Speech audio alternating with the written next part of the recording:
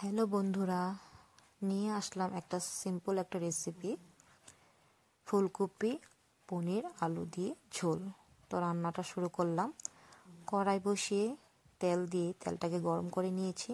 তারপর হলুদ আর লবণ দিয়ে পনিরগুলো মেখে রেখেছিলাম, সেই পনিরগুলো আমি দিয়ে দিলাম।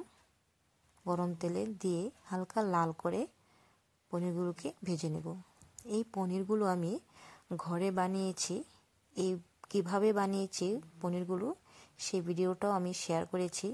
তো প্লিজ বন্ধুরা দেখে নেবেন রিম্পি অ্যান্ড রেহান ব্লগে। তো কথা বলতে বলতে পনিরগুলো ভাজা হয়ে গিয়েছে, আমি নামিয়ে নিলাম। সেই একই গরম তেলে আমি আগের থেকে ফুলকপি আর আলু কেটে ভালো করে ধুয়ে নিয়েছিলাম, সেগুলো আমি দিয়ে হালকা লাল করে ফুলকপি আর আলুকে ভেজে নেব। তো ভাজা হয়ে গিয়েছে, এখন আমি নামিয়ে নেব। তারপর আবারও অল্প সরষের তেল দিয়ে দিলাম। রান্নাটা আমি সরষের তেল দিয়ে করব। তেলটা গরম হয়ে গিয়েছে, এবার দিয়ে দিলাম জিরা ফোড়ন, দিয়ে দিয়েছি আদা বাটা, দিয়ে দিলাম 2টা তেজপাতা, সামান্য চিনি, আর দিয়ে দিলাম 3টা এলাচি থেতো করে। এইগুলোকে লাল করে ভেজে নেওয়ার পর দিয়ে দিলাম আধা চামচ হলুদের গুঁড়ো, 1 চামচ কাশ্মীরি লঙ্কার গুঁড়ো, 1 চামচ জিরের গুঁড়ো, 1 চামচ ধনের গুঁড়ো দিয়ে এবার দিয়ে দেব সামান্য জল, যাতে মশলাগুলো পুড়ে না যায়।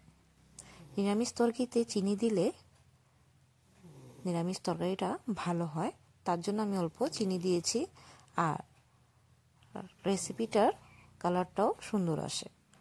তারপর আমি যে আলু আর ফুলকপি ভেজে রেখেছিলাম সেটাও দিয়ে দিলাম, দিয়ে মশলার সাথে ভালো করে নাড়াচাড়া করে ঢাকা দিয়ে দিলাম 3-4 মিনিটের জন্য। 3-4 মিনিট পর ফিরে আসলাম, এসে আবার একটু নাড়াচাড়া করে নিচ্ছি। তো মশলাটা কষে গেছে, এবার আমি দিয়ে দেব জল। দিয়ে দিচ্ছি এখানে আমি গরম জল। রান্নাতে গরম জল দিলে তরকারিটা টেস্ট ভালো আসে।